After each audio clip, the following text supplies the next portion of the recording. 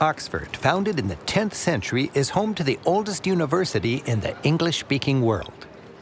Its university was born back in the early Middle Ages, and ever since the first homework was assigned, the University of Oxford's graduates have helped to shape Western civilization. It brags that its teachers and alumni include a couple dozen prime ministers, over 50 Nobel Prize winners, and nearly a dozen saints.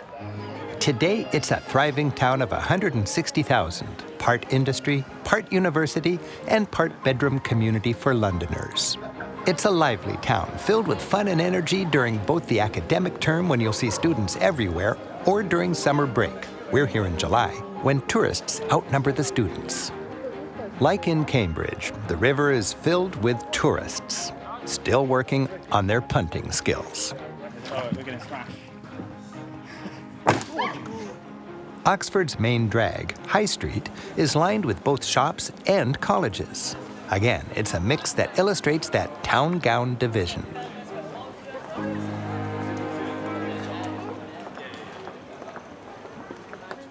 There's been a tension between the privileged university population and the hardscrabble regular people of Oxford for over 800 years. In fact, it was a town gown spat back in 1209 that drove a group of professors and students out of Oxford and to the more welcoming town of Cambridge, where they helped to found that rival university. The historic heart of Oxford University is its old school quad. In the courtyard of its main library, the quad is surrounded by the university's first set of purpose-built classrooms, each marked with the original curriculum: metaphysics, astronomy, music, moral philosophy, and so on. Oxford, like Cambridge, is designed on the collegiate system. While each of the many colleges nurtures its students in its own way, the university provides the curriculum. And while students live and study and are mentored in their respective colleges, it's here in the university buildings that they go to class, are tested, and enjoy the great ceremonial events that come with being a student at Oxford. To imagine studying here in the 1400s, pop into the Divinity School to see the university's first formal classroom. Here, under this impressive fan-vaulted ceiling, the mission of higher education was particularly respected. Upstairs is Duke Humphrey's library. In those days, libraries were placed above classrooms for maximum sunlight and minimum moisture. It's a world of books dating back to the Middle Ages, stacked neatly under a painted wooden ceiling. Books were considered so precious that many were actually chained to the desk. Of course, there are plenty of modern buildings too. In a wing of the university's fabled Bodleian Library, visitors are free to peruse its Treasures Gallery, a literary treasure chest celebrating the genius of Oxford over the centuries. You'll see a Shakespeare First Folio, 18 plays from 1623, an original score of Handel's Messiah, written in 1741, a copy of the Magna Carta from 1217, when King John was forced to grant his nobility certain rights, opening the door to democracy. It seems this copy was nibbled on by a mouse. Fancy meal. Across the street is the Museum of the History of Science.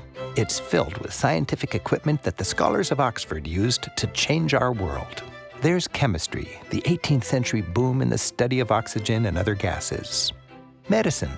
After 1850, anesthetics and antiseptics made major surgery more survivable. Microscopes helped scholars observe and tell then unseen worlds. Science enjoyed the support of England's royalty. King George III had his own ornate microscope, made of silver, in 1770. And Einstein's chalkboard still features his hand-scrawled equations from 1931.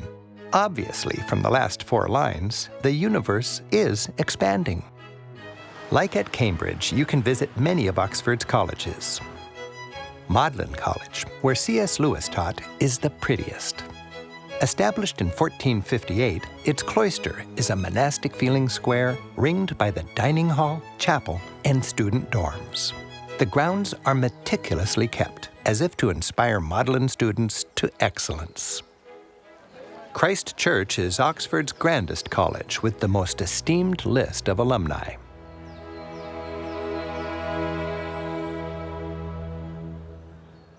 It was founded by King Henry VIII back in the 16th century on the site of an old monastery.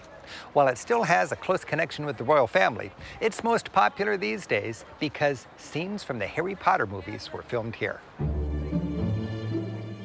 Harry Potter fans love the dining hall.